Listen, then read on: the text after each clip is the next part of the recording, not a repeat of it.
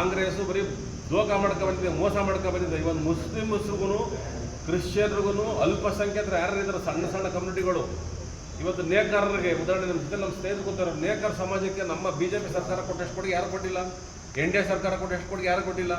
ಇವತ್ತು ನಿಮಗೆ ಇತಿಹಾಸನ ಪುಟ್ಟ ತೆಗೆದು ನೋಡಿ.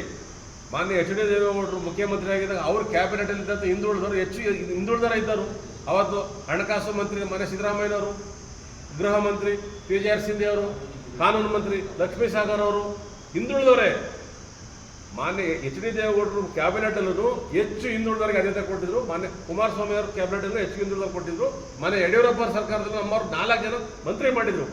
ಅಂದರೆ ಹಿಂದುಳಿದವ್ರ ಬಗ್ಗೆ ಮನೆ ದೇವೇಗೌಡರು ಕಾಳಜಿ ಇದೆ, ಕುಮಾರಸ್ವಾಮಿ ಅವ್ರಿಗೂ ಕಾಳಜಿ ಇದೆ, ಯಡಿಯೂರಪ್ಪರು ಕಾಳಜಿ ಇದೆ. ಅದರಿಂದ ನಾವೆಲ್ಲ ಈ ಸಮಾಜಗಳು ಮಾನ್ಯ ಕುಮಾರಸ್ವಾಮಿ ಅಣ್ಣವ್ರನ್ನ, ಯಡಿಯೂರಪ್ಪ ಸಾಹೇಬ್ರನ್ನ, ದೇವೇಗೌಡರ ಸಾಹೇಬ್ರನ್ನ ಬೆಂಬಲಿಸಬೇಕು. ನಾವು NDA ಅಭ್ಯರ್ಥಿ ಗೆಲ್ಲಿಸಿ ಮೋದಿ ಸರ್ಕಾರ ಮತ್ತೊಮ್ಮೆ ಬಂದು ಮೋದಿಯವರು 3ನೇ ಬಾರಿ ಪ್ರಧಾನಿಯಾಗಿ ದೇಶನ ಅಭಿವೃದ್ಧಿ ಪಡಿಸಬೇಕು ಅನ್ನೋ ದೃಷ್ಟಿಯಿಂದ ನಾನು ನಿಮ್ಮ ಜಿಲ್ಲೆಯಲ್ಲಿ ಬಂದು ಮಂಡ್ಯಕ್ಕೆ ಬಂದು ಕರೆ ಕೊಡ್ತಾ ಇದ್ದೀನಿ.